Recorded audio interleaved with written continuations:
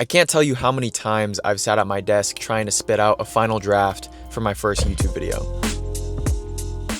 Last night I was going over what was probably my 20th iteration of the same script before I scrapped it out of pure spite for what I was writing. I've tried so many times to shoot, edit, post a video, but every single time I try, I just can't do it. Whether it be the fact that the scripts never seem tight enough, the footage sucks, the editing is messy, or worst of all, people might actually watch my video. Oh, brother, this guy stinks! That fear of being perceived has amalgamated into this big force that has pushed me away from posting for the longest time now, and at this point, I'm tired of it.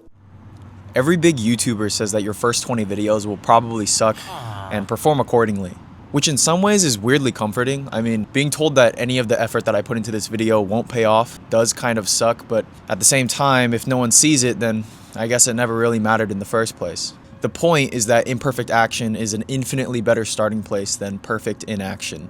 I just have to do it. There was this one time I was talking to this girl, and we had gone on a couple of dates and were getting to know each other. During this time, it was clear that we had some sort of mutual interest, even though we both weren't looking for anything serious. I remember wanting to give her a kiss at the end of one of our first dates, but for some reason, I just could not bring myself to do it. The entire last hour of that date consisted of me trying to figure out the perfect way to optimally angle my body and face so that we could look at each other in the eyes, have that moment, and then kiss. So I waited for the moment, I waited a little more, and then we said bye because the moment never came. Next date, I do the exact same thing.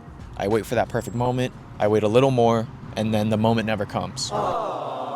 And so the story goes on like this for a little bit of time until finally I grab myself by the balls and say, you know what? I'm just gonna go for it.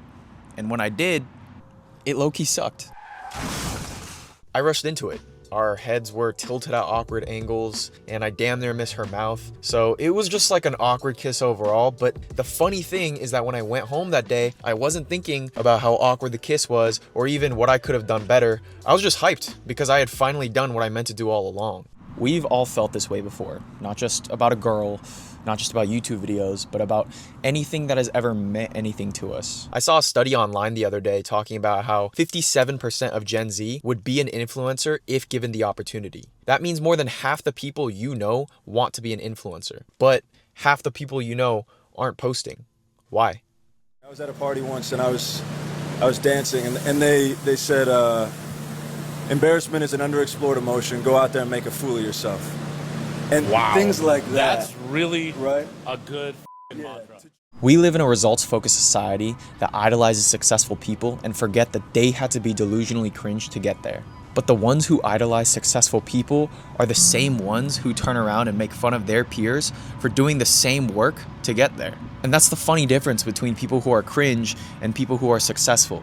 The successful people were just cringe for long enough. Now, am I saying that anyone can be famous just because they post a couple of videos? No, but I am saying that this is something that I've always wanted to try, and I think it's a little bit cringe to say out loud, but it's so much more cringe to live out the rest of my life not trying something because I was afraid of being perceived by people who don't know or care about me. Regardless of what you do, people will have an opinion, and I'd rather be judged for trying than for doing nothing at all.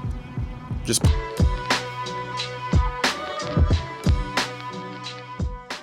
Another reason I was hesitant about posting this is because I know that this is already a pretty widely discussed topic, but this video was just as much for me as it was for anyone who would ever watch it, because I know that I'm terrible at imperfect action and just doing the things that I want to do. So if I had to say anything, it would just be to pursue the things that you love to do or things that bring you fulfillment, because at the end of the day, it's so much better to live a fun life than a cool one.